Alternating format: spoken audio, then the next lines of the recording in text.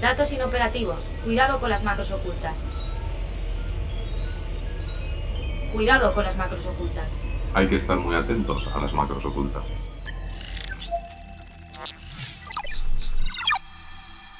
Cuidado con las macros ocultas, un podcast de 480. Castellón, 2030. Una de cada 16 personas ha tenido que cambiar de trabajo en los últimos años a causa de la automatización y las máquinas. Ni las personas con cargos directivos se han librado. Aquel dichoso COVID-19 que llegó como un tsunami en nuestras vidas hace ya una década nos obligó a digitalizarnos a marchas forzadas. Muchos hemos tenido que reinventarnos, formarnos en nuevas habilidades digitales. Muchas de las cosas que hacíamos manualmente las hace ahora una máquina, un sistema inteligente. Nos hemos acostumbrado a ver robots paseando de un lado al otro del almacén. Ya no me extraño, ni me sorprende, cuando veo a mi compañera interactuar con uno en la oficina. ¿Qué tal? Buenos días. Dicen que, así, hemos podido dedicar más tiempo a tareas intelectuales, creativas y emocionales.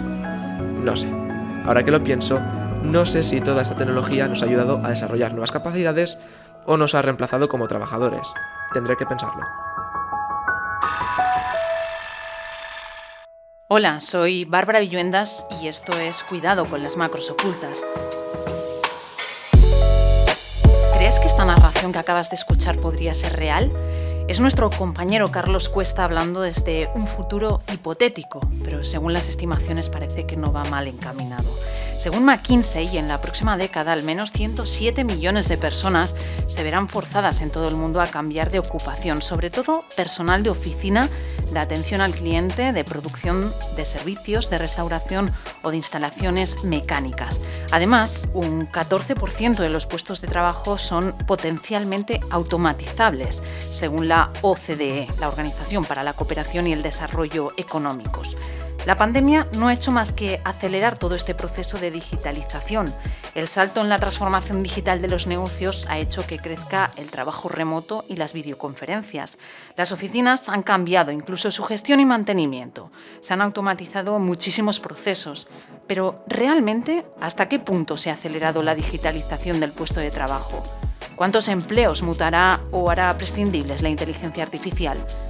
¿Por qué debería un negocio apostar por la automatización? En este episodio hablamos de lo que se conoce como Digital Workplace. Bienvenido y bienvenida a nuestro Control Macro. Cuidado con las macros ocultas, un podcast de 480. Saludamos y presentamos a nuestros invitados de hoy. Manuel Hidalgo es profesor de Economía Aplicada de la Universidad Pablo de Olavide de Sevilla y doctor de la Universidad Pompeu Fabra de Barcelona. Es autor del libro El empleo del futuro, un análisis del impacto de las nuevas tecnologías en el mercado laboral, y escribe en algunos medios de comunicación como es El País o Voz Populi. Manuel, muchas gracias por acercarte a nuestro Control Macro. A vosotros por la invitación. Y Guillermo Montoya, CEO y cofundador de Deiser, empresa con más de 20 años de experiencia, 23, si no me equivoco. Sí, así es. Especializada en el despliegue de servicios TI, de productos relacionados con Atlassian, que para los que no lo conozcáis es la compañía australiana creadora de herramientas de colaboración y de gestión de equipos y proyectos como son Jira o Trello, dos herramientas de colaboración por excelencia. Desde Deiser sois de hecho Platinum Partner de Atlassian desde 2011, proveedor de estos productos, una de las más importantes de España, si no la más importante. Gracias, Guillermo, también por aceptar nuestra invitación. Muchísimas gracias a vosotros también por invitarnos. Aumento del trabajo remoto o híbrido, incremento de las herramientas de colaboración como las que hemos mencionado hace unos segundos, pero también del chat, de los correos electrónicos, que por cierto ya han cumplido medio siglo, un mayor salto en la digitalización, transformación digital de los negocios. Estamos inmersos en lo que se conoce como la revolución 4.0 y eso conlleva también, por supuesto, la revolución del puesto de trabajo. Hablando de lo que se conoce como Workplace Digital Workplace, mejor dicho, ¿qué se quedará exactamente tras la pandemia? Bueno, yo sí, abro yo como... Hable tú, Guillermo, sí. Sí, como responsable de empresa de tecnología, para nosotros la convivencia del puesto de trabajo digital y el puesto de trabajo remoto es algo normal. De hecho, para nosotros cuando se produjo el confinamiento de arranque, en el que no teníamos muy claro qué era lo que ocurría, a nosotros nos costó nada ponernos a trabajar en remoto. Nosotros en 24 horas teníamos la empresa trabajando en remoto y de hecho parte de la empresa ya los viernes, jueves a veces trabajamos en remoto. Llevamos utilizando herramientas de colaboración desde que somos partners de Atlassian, años hemos utilizado internamente las herramientas, con lo cual para nosotros es natural. Sí que es verdad que creemos que desgraciadamente, nos guste o no el COVID, la parte buena que ha tenido, si es que hay alguna buena, es que ha acelerado determinadas decisiones en las empresas que han acabado por demostrar que trabajar desde casa o el trabajo remoto es tan productivo, puede ser tan productivo como el trabajo presencial y a veces más, pero que también ha mostrado otras carencias. Y es que hay determinadas cuestiones, como puede ser para mí desde el punto de vista de la innovación, la charla ocasional, la idea que de repente surge por el hecho de una conversación, se pierde con un Teams programado cada cierto tiempo, ¿no? Entonces, yo creo que va a quedar pues un poco lo que estamos viendo, ¿no? El mundo más híbrido, con ciertas tendencias en algunas organizaciones a volver a la situación anterior, pero creo que determinados aspectos son ya irreversibles para mí. ¿Y tú, Manuel, lo ves así o es una cuestión, este avance hacia el trabajo remoto, este escenario que plantea Guillermo, que es exclusivo del sector tecnológico o va más allá? No, yo coincido con Guillermo, su visión. España viene de antes de la pandemia, pues de ser uno de los países en donde menos presencia tenía el teletrabajo. Y en pocos meses nos hemos puesto las pilas y hemos pasado de aproximadamente un 7% de los trabajadores teletrabajando a superar el 30%. Es obvio que cuando pase estos meses, ya está ocurriendo, pues estas cifras caerán de nuevo, pero yo creo que algo queda, algo va a quedar. La experiencia que hemos experimentado, que hemos vivido en estos meses, obviamente nos ha dejado claro que, como decía Guillermo, hay razones para pensar que este tipo de nuevas tecnologías pues elevan la productividad de la empresa. Yo creo que este es el futuro. Y por lo tanto, si, como dice Guillermo, algo le podemos dar las gracias a la pandemia, a poquitas cosas podemos hacerlo, pero si algo podemos hacer es que de alguna manera le ha dado un golpe a muchas empresas y les ha dicho, oye, mira, esto está aquí para que podáis usarlo y aprovecharos de ello, ¿no? Yo creo que hemos acelerado 3 años o por ahí. De alguna manera ha habido una aceleración, ¿no? O más. Sí, una aceleración. Como decís, la tecnología está por todas partes, pero aún hay un 58% de empresas en España y Latinoamérica. En concreto, en Latinoamérica la media es superior, es del 78%, según Think Digital Report de 2021, que todavía no ha iniciado la transformación digital. Y entre los motivos que impiden ese salto hacia la transformación digital, en muchas ocasiones está la falta de habilidades digitales. Y solo 1 de cada 3 compañías está preparada para el cambio al trabajo híbrido, según una encuesta de Aternity. Os pregunto, ¿las empresas han sabido reaccionar y adaptarse a tiempo a esta nueva situación? ¿Cómo lo están haciendo? Yo creo, en parte sí, pero creo que nos queda mucho y que tiene que ver menos con la tecnología y más con la mentalidad. Y es una mentalidad donde evidentemente el latino es distinto que el anglosajón. En algunos países somos más jerárquicos, más a la hora de tomar las decisiones. Ese presencialismo, el presentismo del que se hablaba de calentar la silla. Hay países donde han asumido claramente desde hace ya mucho tiempo que a las 5:30 ya no hay nadie en las oficinas y aquí es al revés, aquí ha costado mucho eso. Entonces yo creo que hay una parte donde nos hemos visto forzados por los confinamientos a confiar en la gente, pero ahora falta, cuando ya no hace falta el confinamiento, seguir en esa confianza, en esa ruptura. Nosotros en nuestra empresa somos muy, muy radicales, tenemos una estructura muy plana, donde los centros de decisión están muy distribuidos y eso para mí es un elemento fundamental. La confianza está delegada en las personas. O sea, yo creo que las empresas tienen que terminar de dar ese salto. En la parte de tecnología se ha dado hace tiempo, yo creo, en las empresas tecnológicas, y en el resto creo que hace falta todavía un poquito más de ese. Por eso probablemente en Sudamérica todavía el porcentaje sea un 78%, porque también las estructuras de relación son poco más jerárquicas, más presentistas en ese aspecto. Entonces, desde mi punto de vista, yo creo que se ha dado un primer paso, pero hace falta otro en donde la tecnología no es necesariamente la protagonista, es la propia persona y la propia estructura organizativa la que debe darse ese salto y romper esas barreras, los silos que hablábamos y que hace la transformación digital, que lo que hace es romper silos. Tenemos que seguir rompiendo silos, pero eso ya es cuestión más de personas. La herramienta solo hace eso, ayudar. Hablas, por tanto, de esas estructuras más horizontales que se alejan a lo que hemos conocido hasta ahora de hacia arriba, hacia abajo, verticales. Manuel, ¿tú consideras que es eso? ¿Es un cambio de mentalidad lo que hace falta?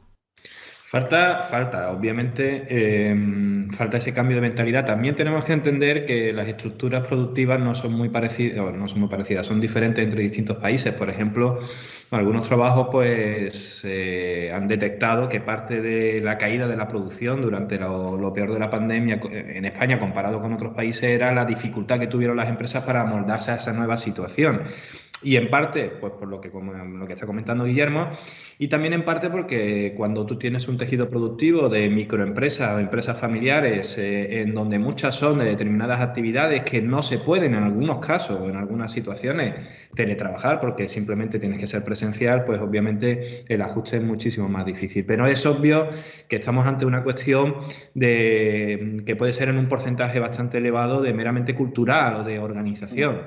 Sabemos muy bien que en España las empresas que son propiedad de otras empresas internacionales tienen una forma de management, de organización muy diferente que les hace muchísimo más resilientes y mucho más flexibles, ¿no? En el primer episodio del podcast hablábamos de inteligencia artificial con Andrés Torrubia y Carlos Santana y nos advertían que cualquier persona o empresa debía tener presente cómo le iba a afectar la inteligencia artificial, porque aunque no quisieran integrarla en su negocio o en su actividad, de una manera u otra le iba a afectar, lo iba a hacer, ¿no? ¿Qué papel creéis que está jugando la inteligencia artificial en el puesto de trabajo? ¿Cómo son y serán esas oficinas inteligentes? Si quiere, Manuel. Sí, a ver, yo creo que aquí hay dos cuestiones diferentes. En primer lugar, obviamente, yo creo que es indudable que la inteligencia artificial está en el centro, como otras cuestiones, está en el centro de la nueva revolución tecnológica. Yo creo que no vamos a poder generar conocimiento, generar productos, generar valor sin que de algún modo u otro esté presente la inteligencia artificial en prácticamente todas las empresas del tejido productivo. Ahora bien, dicho eso, yo creo que también se ha magnificado en demasía lo que puede hacer o lo que puede aportar la inteligencia artificial. Yo cuando en clase comento o hablo sobre inteligencia artificial o en alguna conferencia siempre intento explicar qué no es la inteligencia artificial, ¿no? No es un C3PO acercándose y hablando contigo para ayudarte a hacer una tarea, ¿no? Son cosas mucho más concretas, mucho más pequeñas, pero no por ello menos importantes, ¿no? Obviamente el boom que ha supuesto la computación, el acceso a información, a los datos que puede entrenar esas inteligencias, pues, y aparte sobre todo el desarrollo de herramientas que está yo creo que prácticamente al alcance de cualquier empresario, de cualquier empresa. Lo que va a hacer es que sí existe un gran conocimiento de qué puede aportar esta nueva forma de producción, esta nueva herramienta para generar valor a tu empresa, pues tarde o temprano se vaya implementando de forma masiva en todos los sistemas. Ya os digo, es decir, cualquier coche de Uber funciona porque lleva inteligencia artificial. Porque muchas veces pensamos, no, la inteligencia artificial solamente lo pueden desarrollar o puede utilizar las empresas como Telefónica, Repsol, grandes empresas, ¿no? Es que un taxista utiliza ya inteligencia artificial. Yo estoy empezando a utilizar inteligencia artificial para mis clases, pues simplemente por búsqueda de información o generación de datos, ¿no? Yo creo que tenemos que entender que la inteligencia artificial es algo que puede generar pequeños cambios que a la suma o al cabo del tiempo pueden suponer grandes modificaciones en la forma de producir y de entender la actividad productiva y que está al alcance de todos. Obviamente habrá implementaciones que necesite por supuesto, de fuertes inversiones, pero otras, sin embargo, muchas veces en el propio móvil ya lo tienes incorporado. Ya para terminar, en el libro menciono una de las profesiones que ha sido que ha sufrido grandes cambios, inmensos cambios en los últimos 30, 40 años gracias a la inteligencia artificial, y esta es la del fotógrafo. Efectivamente, temas de reconocimiento. Efectivamente. Entonces, claro, un salto brutal. que la inteligencia artificial no es algo gordo, grande, que solamente... No, es que pequeños negocios pueden cambiar muchísimo en los próximos años su forma de trabajar simplemente por el uso de alguna aplicación que viene desarrollando algún tipo de inteligencia artificial, ¿no? Es que era ese el mensaje que nos decían, ¿no? Que aunque no quisieras, tenías que estar pendiente porque Claro. de alguna manera u otra te iba a afectar la inteligencia artificial. Que se lo digan a los taxistas, ¿no? Pero es que además estamos hablando de una evolución natural de la tecnología. Os voy a poner un ejemplo. Yo terminé mi carrera con un trabajo de sistemas expertos en el año 91, 92. Es decir, estamos hablando de hace 30 años. Las primeras redes neuronales, que son las bases, o una de las bases del machine learning de ahora, viene de hace 30, 40 años. Igual que Internet, en el fondo, viene de hace un montón de tiempo, cuando hicieron una red para evitar que hubiese un problema en caso de una deflagración nuclear, ¿no? Es decir, lo que estamos viviendo ahora no es más que es la evolución natural de la tecnología, igual que los algoritmos nos han ayudado a que las hojas de cálculo hagan un montón de multiplicaciones muy rápidamente, etcétera. Esto es algo natural. En los productos mismos de servicio, los centros de atención al cliente, los call centers, están ya dotados de machine learning, de algoritmos que ayudan a tomar decisiones. Las herramientas que nosotros estamos distribuyendo, Jira, Trello, etcétera, ya tienen algunas características, es parte del día a día. Como decía Manuel, o sea, no hay que sacralizar, no estamos hablando de robots de películas de ciencia ficción, estamos hablando de procesos que ayudan a ir más rápido y a tomar decisiones más rápidamente, entre otras cosas, porque primero la propia tecnología ha ido evolucionando y la capacidad de cálculo de los ordenadores nos permiten hacer un montón de operaciones por segundo muchísimo mayores de los que eran hace 20 años, y con la nueva generación de computadores cuánticos pues ya ni os cuento, que aunque ahora están empezando, pues dentro de 10 años nos van a permitir acelerar tanto que va a parecer que lo que estamos viendo ahora a nivel de machine learning o inteligencia artificial no es nada, ¿no? Me parece juego de niños. Habéis mencionado los robots, y es que cuando hablamos de la transformación del puesto de trabajo, muchas veces se piensa en robots, que hace años que se habla de ello y de que la tecnología va avanzando y se está desarrollando robots que pueden acabar sustituyendo a personas en el lugar del puesto de trabajo. Pero realmente, ¿hasta qué punto creéis que las máquinas, ya sea la inteligencia artificial, el Internet de las cosas, van a acabar sustituyendo puestos de trabajo? ¿Hasta qué punto? Bueno, depende, ¿no? Siempre este tipo de revoluciones tecnológicas, desde hace 250 años, 300 años, siempre se ha llevado por delante algún tipo de empleo. Eso siempre ha ocurrido y siempre sucederá, ¿no? Cuando hablamos de robotización, obviamente hablamos de sectores muy específicos, la industria, por ejemplo, ¿no? Ahí sí es verdad que la robotización de siempre, insisto, pues ha generado una sustitución de mano de obra por maquinaria, por máquinas automáticas, por robots, ¿no? Siempre estamos en el mismo debate, ¿no? ¿Las nuevas tecnologías van a sustituir el empleo, van a destruir empleo? Sí, pero van a crear muchos más. Viene pasando desde hace 250 años. Yo siempre pongo para muestra un botón, la evidencia es muy, muy, muy clara. Nunca antes en la historia de la humanidad la tecnología había crecido tan rápidamente como los 2 últimos siglos. Y hoy es el día, posiblemente, de toda la historia de la humanidad que más gente está trabajando en el mundo.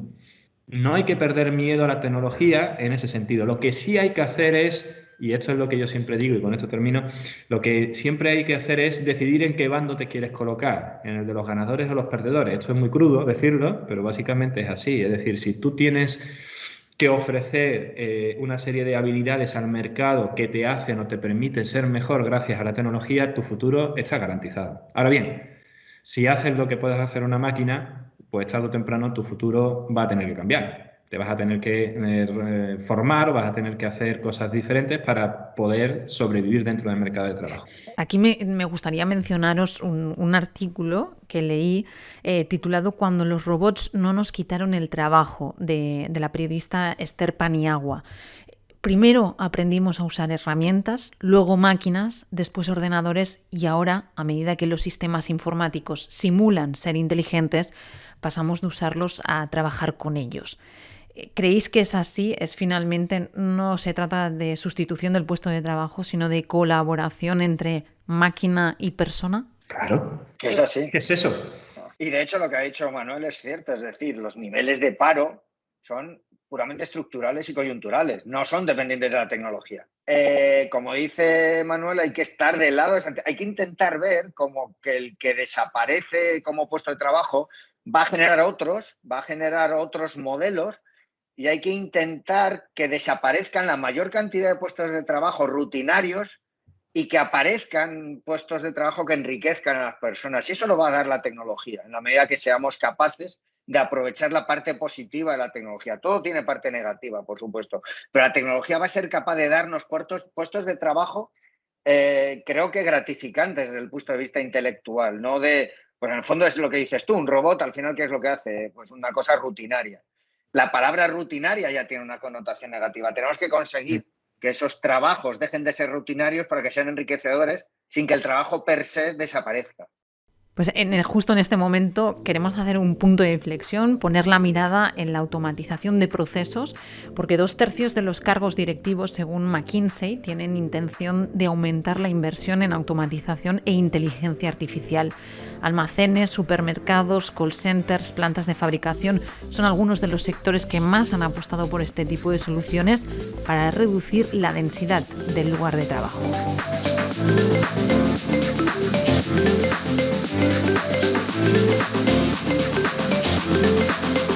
Cuando hablamos de automatizar procesos, podemos pensar en robots que eliminan procesos manuales, que ayudan en las cadenas de producción en fábricas o industrias, sustituyendo mano de obra, pero la automatización no es solo eso.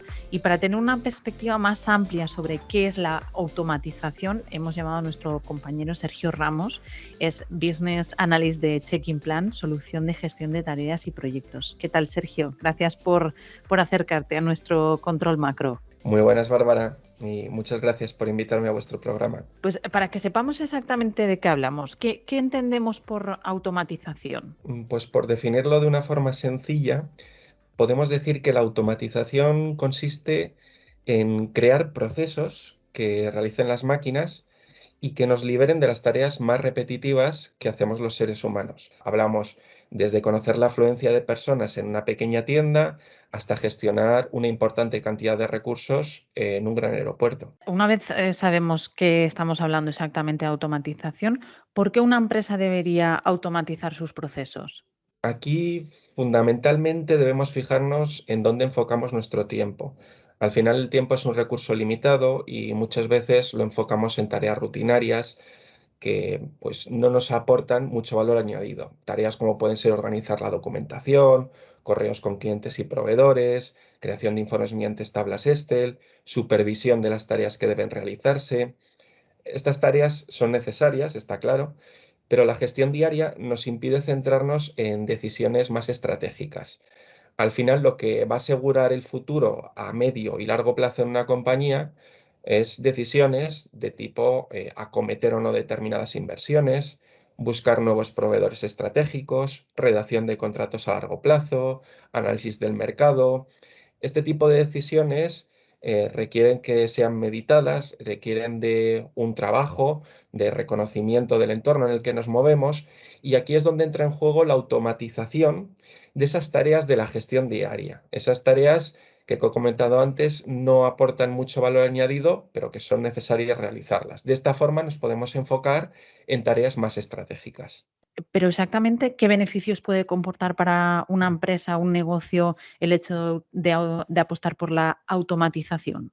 Pues mira, en primer lugar, menos dolores de cabeza. Al final, la gestión diaria consiste en una cantidad ingente de tareas que tienen bajo el valor añadido, como he comentado, pero que son necesarias para el funcionamiento del día a día. Dedicar por una parte esfuerzos y tiempo a estas tareas supone un coste de oportunidad. Si nosotros nos enfocamos en dedicar el tiempo a labores más productivas, este tiempo nos va a ser más rentable. Pero también algo más concreto y algo que es bastante importante es la confiabilidad y el control en los procesos. Al final, el error humano está ahí, es más o menos probable, pero siempre puede ocurrir. Una máquina, en cambio, siempre va a seguir las reglas que le marquemos y nos va a dar un feedback con una determinada periodicidad que nosotros le indiquemos y que nos va a aportar ese control sobre las tareas que se están realizando. Otra labor importante es la de supervisión. Al final, si conectamos un hardware IoT a una determinada plataforma cloud, podemos controlar esos procesos gracias a los sensores que pongamos en los diferentes lugares y recibir esos avisos en tiempo real. Esto sería un poco la teoría, pero a la práctica, para que lo entendamos, ¿qué tipo de cosas o procesos podría hacer? Ponnos algún ejemplo para que lo entendamos mejor esto de la automatización. Pues podemos poner de ejemplo el aeropuerto de Barajas. En este tipo de instalación hay un flujo de personas enorme y la utilización de los baños, pues como te puedes imaginar, es muy frecuente. Lo que sí que ocurre es que es desigual, dependiendo de cuáles son las terminales más o menos activas, unos baños pueden estar más o menos sucios. ¿Qué es lo que se ha hecho en este caso? Atender a la demanda real. Se ha colocado un sensor en los baños. De esta forma, el sensor va contando el número de personas que utilizan el baño y cuando llega a un número determinado de personas, por ejemplo, pongamos 50 personas, envía una señal a una plataforma cloud que está en la nube.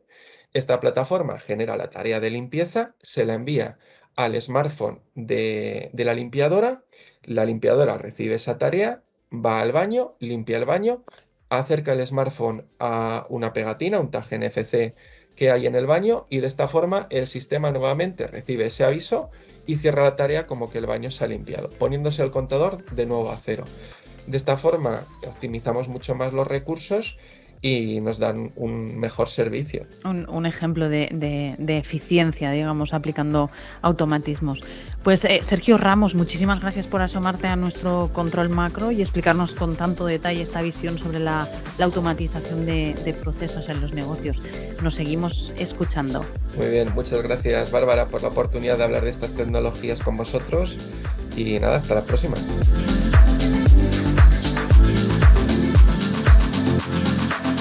Volvemos con vosotros, Manuel, Guillermo. Hemos hablado de inteligencia artificial, de robots, del Internet de las cosas. Está claro que es una combinación de tecnologías y que uno de sus retos es conseguir además que sea una tecnología más humana. Se habla de poner el foco en la experiencia de las personas trabajadoras, pero ¿cómo se consigue? ¿Cómo se logra una tecnología más humana? Con las personas. O sea, son las personas las que tienen que hacer todo lo posible porque la tecnología sea humana. Al final la tecnología no es más que el reflejo de las personas. Si una empresa automatiza, pero su filosofía o su cultura no está orientada a tratar o a poner a la persona en el centro, olvídate. Al final nosotros tenemos más la sartén por el mango de lo que creemos. Porque al final es nosotros y nuestra voluntad la que podemos hacer que la tecnología tenga un carácter humano o no, incluso la propia inteligencia artificial, los algoritmos, todo. O sea, todo es programable y al final lo que estamos haciendo es dotar de un sesgo o no, o sí. Al final realmente somos nosotros los que tenemos que poner la ética y a todo este proceso. Y si no, pues el proceso tendrá unas consecuencias negativas y si somos capaces de hacerlo, pues trataremos y se construirán soluciones mucho mejores. Siempre habrá una parte evidentemente perversa en todo esto, pero yo siempre me quedo con la positiva, pero es como todo, igual que ocurre con los avances en todo, ya no son la tecnología, los avances en sí mismos. Pero yo creo que la tecnología se hace humana por los humanos, o sea, por las personas. Somos los que debemos de tener esa misión. Tú, Manuel, hablas en tu libro del concepto, no quiero equivocarme, neoludismo, que es esa corriente que se opone al desarrollo de la tecnología. ¿Existen aún personas, negocios, empresas que están cercanas a ese término, que sea por desconocimiento, por falta de habilidades tecnológicas, digitales o por otro motivo, aún rechazan el desarrollo o los avances que puede suponer la tecnología? Yo creo que esa corriente refleja los miedos del ser humano frente a lo desconocido. Y obviamente yo creo que si nos ponemos en la piel de alguien en donde sabe que su modo de vida habitual pues puede estar amenazado porque ha habido un desarrollo tecnológico que va a venir y se va a llevar tu trabajo por delante, si estuviera en la piel de esa persona entendería y comprendería esa posición, ¿no? La cuestión aquí es, como muchas cosas en la vida, es que los posicionamientos individuales evidentemente pueden tener una excusa, pero ya cuando son en términos agregados de como sociedad no las tienen. Es decir, el hecho de que, como hemos dicho antes, la automatización y el desarrollo tecnológico pues genere perdedores es algo que nosotros debemos tener en cuenta y algo de lo que debemos preocuparnos y ocuparnos después. No implica que evidentemente haya que poner freno al cambio tecnológico. ¿Y por qué? Pues porque lo que puede ser malo para una persona en términos agregados puede ser bueno para todos e incluso a lo mejor también puede ser bueno para esta persona. Es decir, obviamente la tecnología no ha hecho más que generar valor desde que se inició su desarrollo fulgurante a partir de la primera revolución industrial. Pero han desaparecido empleos, han desaparecido los cocheros de caballos, como siempre se dice, pero eso no significa que hayamos ido a peor, simplemente hemos ido a mejor. Lo que ocurre es que, como todo en la vida, cuando llega un cambio estructural que modifica de forma profunda el comportamiento de los individuos, de parte de ellos, siempre hay una reacción en contra. El ludismo y neoludismo pues tienen razones de entenderse. Sabemos por qué la gente puede estar en contra, pero en términos agregados la sociedad evidentemente no debe de caer en ese problema, es decir, o en esa cuestión. Es decir, nosotros lo que tenemos que hacer es permitir que haya, por poner un ejemplo, gente que con un móvil y un coche de forma oficial, de forma legal, te pueda llevar de un punto de una ciudad a otro, simplemente pues porque ahora lo puede hacer de otra manera y lo puede hacer muchísimo mejor, pero obviamente tenemos que entender que hay un colectivo de personas que tienen un modo de vida, que llevan, como quien dice, el pan a casa, porque tienen un trabajo que lo pueden perder y que, bueno, tenemos que ser sensibles a eso. Pero una cosa es ser sensible al perdedor y otra cosa es impedir todos los beneficios que pueden desarrollar y traer las tecnologías a una sociedad. Yo lo único, y perdonadme solo un minuto, hay que intentar evitar que perdamos todos.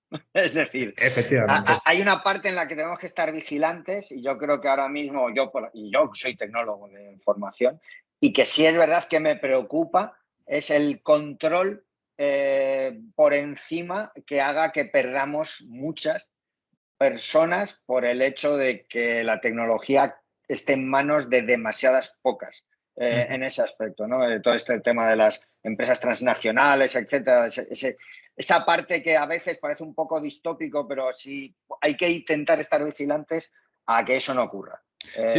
Y hay que tener mucho cuidado. Y ahí entiendo ese movimiento desde esa perspectiva. No estoy de acuerdo, pero sí puedo entender que haya gente que sienta miedo ante el exceso de tecnología en determinados aspectos que ya van más allá, la privacidad, etcétera, etcétera. A eso oigo. Sí, Guillermo, pero ahí has apuntado de forma interesante una cuestión. Y una cosa es, en términos generales, qué me puede beneficiar la tecnología y otra cosa es qué consecuencia indeseable puede generar, ¿no? Y esto es muy particular de esta revolución industrial y muy parecida a la primera, a la de principios del siglo XIX. Y es que efectivamente estas nuevas tecnologías pueden estar generando una concentración excesiva del poder de mercado que ésta te permite tener, ¿no? Y no hay pocos estudios, ya hay bastantes que te señalan efectivamente qué consecuencias perniciosas puede tener sobre el tejido productivo, sobre el poder de mercado, la desigualdad salarial, etcétera, la concentración de ciertas tecnologías en ciertas empresas. Pero para eso están los estados con sus leyes y monopolios que tienen que actuar. Es difícil porque ahora se nos va a Google a Irlanda y a ver cómo manejamos eso, ¿no? Pero sí es verdad que hay capacidad de reacción y se puede reaccionar. Entonces, como siempre, la tecnología es como un coche con una alta potencia. Sí, hay que saber manejarla. Obviamente, si tenemos muchísima tecnología, pero no sabemos coger el volante, pues nos pegamos el porrazo, ¿no? Sí. Pero claro, estamos hablando de encauzar al río, ¿no? No de ponerle una presa. Pues No sé exactamente si lo que vamos a hablar a continuación tiene que ver con la tecnología humana, con el humanismo, pero queremos poner el foco durante unos minutos en eso que algunos han llamado metaverso, realidad virtual, mundo digital, omniverso. Yo soy Mar González Franco, soy doctora por la Universidad de Barcelona, hice informática y tengo también un background en neurociencia. Utilizo mucho mi background en el estudio de Human-Computer Interaction, ¿no? O sea, cómo interacciona el humano con los ordenadores. Estoy muy enfocada al área de Spatial Computing, ¿no? Computación espacial. Estoy en el equipo de Microsoft Research. Nosotros vemos las tendencias hacia las que nos movemos, creamos prototipos que luego compartimos con el resto de la empresa y vemos un poco cómo podríamos mejorar las experiencias. Hasta ahora el contenido digital ha estado dentro de las pantallas y estamos pasando a un tipo de tecnologías que nos envuelven con el contenido digital. Spatial Computing tiene dos áreas, ¿no? O sea, una es la persona que ya trabaja con Information Worker, que se llama, ¿no? O sea, la persona que trabaja con el ordenador puede cambiar ese ordenador por un tipo de otro real estate, ¿no? O sea, una pantalla diferente, un wearable, que podría ser un HoloLens o un realidad virtual. Pero también permite entrar a todo un área que nunca han trabajado con ordenadores todo el rato, ¿no? O sea, este sería el first line worker, o sea, el trabajador de una factoría, de una fábrica o este otro tipo de trabajos que no están siempre delante de un ordenador, ¿no? Tú puedes usar esas cámaras para traer información que la persona no tiene en esos momentos, por ejemplo, para ver el heart rate, la frecuencia cardíaca de la persona con la que estás hablando. Esto es un experimento que hicimos, pero incluso podrías mirar a un tomate y decir este tomate qué nivel de madurez tiene, ¿no? La gracia de que sea un wearable como HoloLens, o sea, estamos hablando como unas gafas semitransparentes que proyectan en las pantallas, es que tienes las manos libres. El tema de avatares es un tema que yo he trabajado desde hace mucho tiempo, porque es muy importante en el mundo de computación espacial, cómo vamos a representar a los humanos que no están con nosotros, pero de repente están aquí. A nivel de Teams, ahí la idea y lo que hemos presentado es que hay mucha gente que solo tiene audio, por muchos motivos, ¿vale? O sea, nuestra idea no es sustituir el vídeo, sino sustituir el audio. O sea, una persona que está con audio solo no tiene ese nivel de representación que puede tener el resto de personas. Tecnológicamente esto implica que necesitamos ser capaces de simular o hacer animaciones faciales a través solo de audio. También el lip sync, ¿no? O sea, la boca que se mueve como habla. Una serie de tecnologías que dependen mucho también de Artificial Intelligence, ¿no? Y de Machine Learning.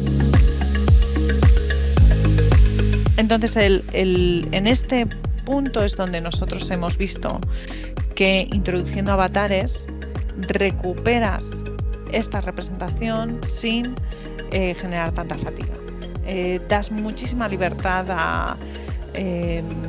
a mucha gente también que pues, por motivo que sea no puede encender la cámara. Hay otra parte que es muy relevante, que es como todo el tema de diversidad e inclusión, ¿no? O sea, puede una persona usar el avatar de una mujer si es un hombre, etcétera, o sea, de representación de identidad, todas estas cosas. Yo creo que al ser una cosa muy enfocada a nivel laboral, pues un poco como en redes sociales, ¿no? En LinkedIn la gente se comporta perfectamente porque le va en ello su reputación laboral. Mucha gente está hablando del metaverse, de virtual reality, como un lugar al que vas, ¿no? Y que estás un rato allá y luego vuelves a la realidad, etcétera. Desde un punto de vista práctico, la gente no tiene tanto tiempo libre, ¿no? Yo creo que en el puesto de trabajo tradicional, en el que estamos delante de un ordenador de Information Worker, que se llama, esta tecnología realmente va a entrar cuando sustituya al portátil. O sea, tú te vas a poner estas gafas y entonces vas a tener acceso a mucho más real estate, que se llama, ¿no? O sea, puedes simular 5 pantallas alrededor tuyo en vez de tener una sola. Realmente no sabemos las cosas que se van a llegar a hacer y eso es muy interesante desde el punto de vista de un investigador, poder trabajar en una tecnología que además de ser nueva está llegando al mercado. O sea, esto es un lujo realmente para mí, mi equipo, poder trabajar en este ámbito, ¿no? Guillermo, Manuel, retomamos nuestra conversación. ¿Cómo ves todo este tema del mundo virtual? ¿Vais a utilizar avatares en vuestras reuniones virtuales o de momento lo descartáis? Respondo muy rápido si Guillermo me lo permite. Yo, hombre, sí, claro, si hay que hacerlo se hará, ¿no? Pero yo creo que a ver, es una opinión profundamente particular y personal, ¿no? Por supuesto no pretendo dar una visión de lo que creo que vaya a ocurrir, pero creo que ya estamos en unas derivadas que como economista no le veo tanta, de momento, seguro que tiene sus aplicaciones, pero al sistema productivo, pero desde el punto de vista personal y humano, yo creo que ya es desligarnos excesivamente de lo que es el mundo real. Bastantes veces o bastante tiempo pasamos ya enganchados en redes sociales, conversando con gente a la que no conocemos, de las que no sabemos absolutamente nada, como para también ahora meternos en un mundo en donde vamos a vivir una vida alternativa con una cara que no hemos diseñado nosotros mismos, ¿no? No sé. Alguna utilidad y alguna cosa graciosa se podrá derivar de ello y por supuesto van a salir empresas, negocios, etcétera, que van a vivir de esta nueva derivada del cambio tecnológico. Pero bueno, yo personalmente, y es una opinión muy personal, yo lo veo algo lejano y a lo que de verdad de momento tengo pocos incentivos para entrar, de momento. Yo como Pero tecnólogo... el uso de los avatares en las reuniones es algo que Teams ha anunciado para este mismo 2022. Sí, pero si nos podemos ver las caras mejor, ¿no? Es decir, sí, no lo sé. Pero no, preferiblemente nos vemos las caras. Yo como tecnólogo y como persona pues que está ligada a la tecnología, yo tengo unas gafas de realidad virtual de la famosa empresa Meta, o como queramos llamarla, o Facebook. A veces yo tengo sentimientos encontrados también con eso. Yo tengo una parte mía personal, realmente mi hobby es la historia, yo tengo centenares de libros de historia y yo si no hubiese estudiado informática probablemente hubiese estudiado historia o alguna carrera humanística. Guillermo, en eso coincidimos. Y de hecho a mí esa parte me preocupa mucho, ¿no? Yo he visto las películas estas de tipo Ready Player One que en realidad hablan de esto, ¿no? De jugar una segunda vida y a mí esa es la parte que me da miedo, ¿no? Que nos desliguemos tanto de la realidad que nos convirtamos en lo que no somos.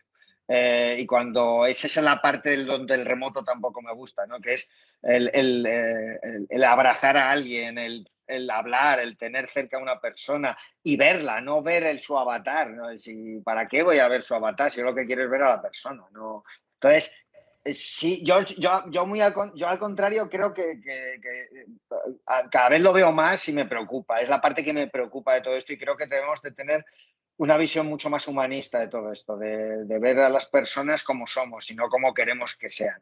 Y creo que esa es la gracia del ser humano, ¿no? No podemos convertirlo todo en un mundo perfecto porque entonces esto dejará de tener gracia, ¿no? Actualización y adaptación son quizás dos de las palabras que más se utilizan cuando se habla del cambio en el puesto de trabajo.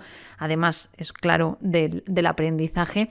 Hemos empezado situándonos en un hipotético 2030, hablando de personas que tendrían que cambiar de trabajo, de puestos amenazados por la automatización, de nuevas oportunidades en capacitación digital, de habilidades. Pero realmente, ¿hacia dónde creéis que vamos? ¿Cómo va a ser el trabajo del futuro? Yo, aunque resulte paradójico lo que voy a decir, lo veo mucho más humano. Es decir, a mí muchas veces amigos y amigas que saben que me dedico a investigar o a trabajar sobre estas cosas me preguntan muchas veces, bueno, ¿qué es lo que debe de prepararse mi hijo o mi hija, ¿no? Para tener en el mercado de trabajo futuro, ¿no? Y yo les digo que se preparen mucho. Si quieren estudiar Bellas Artes, van a tener hueco. Si quieren dedicarse al cuidado de personas, salud, geriatría, etcétera, van a tener hueco. De hecho, es más, El hueco va a ser muchísimo mayor para aquellas personas que aporten creatividad, solución de problemas, poder dirigir equipos, etcétera, ¿no? Ese es el futuro, ¿no? Yo siempre pongo como ejemplo, y con esto termino, una investigación que hicieron en Google en 2014, creo recordar, la menciono en el libro, en donde se dedicaron a observar quiénes eran los trabajadores que habían tenido mayor proyección dentro de la empresa desde su fundación, ¿no? Y se pusieron a mirar cuál era la formación que tenían estos trabajadores. Y había de todo, había de todo. Uno podría pensar, bueno, son programadores los que han triunfado, ¿no? Había gente que había estudiado Bellas Artes, había filósofos, porque la ética es fundamental en este desarrollo, ¿no? Y había de todo, incluso historiadores, Guillermo.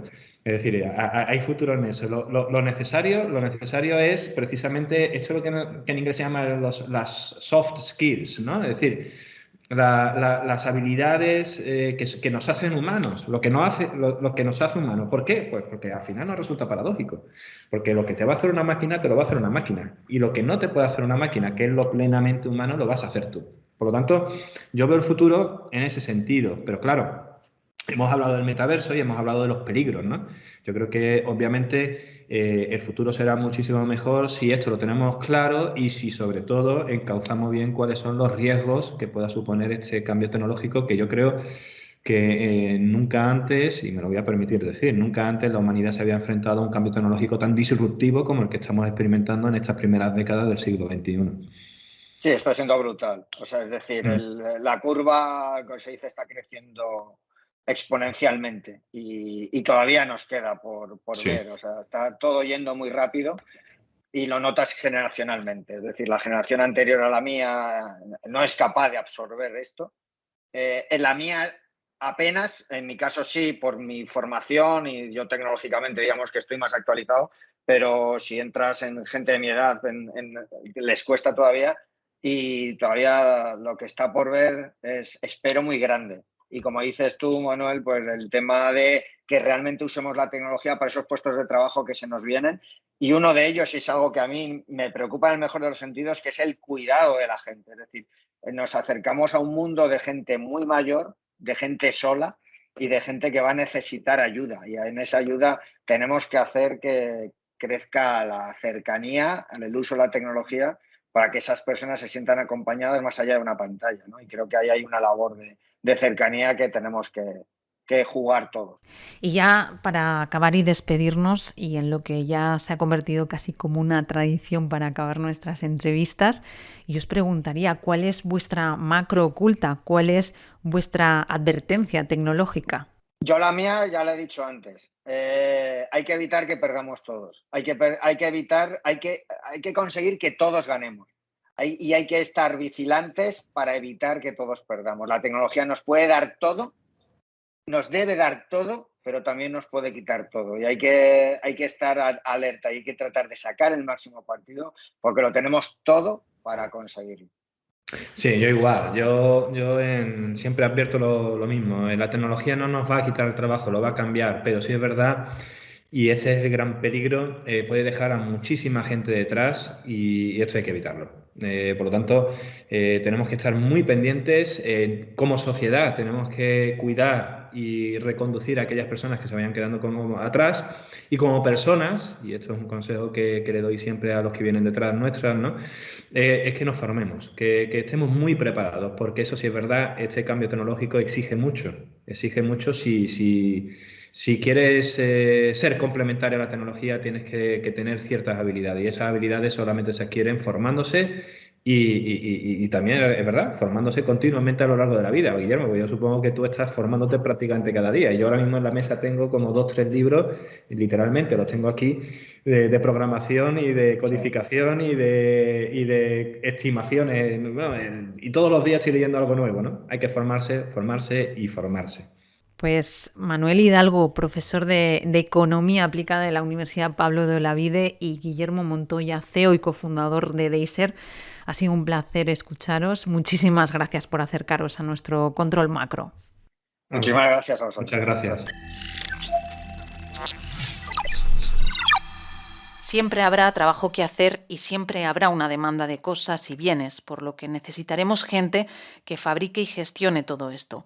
Es una frase de Paul Osterman, profesor de Recursos Humanos y Gestión de la Universidad Tecnológica de Nanyang y codirector del Instituto Sloan del MIT de investigación sobre el trabajo y el empleo. Una frase que recoge el libro De neuronas a galaxias, ¿es el universo un holograma?, que firma Adolfo Plasencia. Una frase y un libro que nos sirve para despedir nuestro episodio dedicado a la transformación del puesto de trabajo. Llegados hasta aquí, te damos las gracias por escucharnos. En el momento de grabar este podcast ya acumulamos más de 4.000 descargas con nuestros episodios, así que gracias en mayúsculas. Y si nos acabas de descubrir, que sepas que Cuidado con las macros ocultas es un podcast mensual de 480, grabado en el Laboratorio de Ciencias de la Comunicación de la Universidad Jaume I de Castellón, en LabCom. En nuestra página web, cuidadoconlasmacrosocultas.com, encontrarás las notas del podcast con todas las referencias o menciones interesantes de este episodio y también de los anteriores. Y ya sabes, no te olvides de suscribirte al podcast y si nos escuchas en Apple Podcast, danos una valoración con estrellitas. Nos ayudarás a que este episodio llegue a muchas más orejas. Nos escuchamos en el siguiente episodio hablando de desinformación y deepfakes. ¿Hasta dónde nos podemos fiar de lo que vemos y oímos? Mientras, ya sabes, cuidado con las macros ocultas. Datos inoperativos. Cuidado con las macros ocultas. Cuidado con las macros ocultas. Hay que estar muy atentos a las macros ocultas.